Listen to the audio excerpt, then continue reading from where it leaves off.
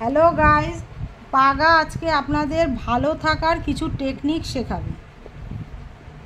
বিশেষ কিছু হবে না করতে, ভালো থাকার জন্য শুধু সৎ চিন্তা, সৎ কর্ম আর সৎসঙ্গেই হও মগ্ন। মনটা রাখো সহজ সরল, ভালোবাসায় ভরে। অন্যের বিপদে পাশে থেকো নিজের মনে করে। করোনা কারো মনে দিও না কো আঘাত দুষ্টু কথা বলে, তাহলেই আনন্দে থাকতে পারবে মন প্রাণ খুলে। এবার পাগা আপনাদের একটা গানও সঙ্গে শুনিয়ে দিচ্ছে।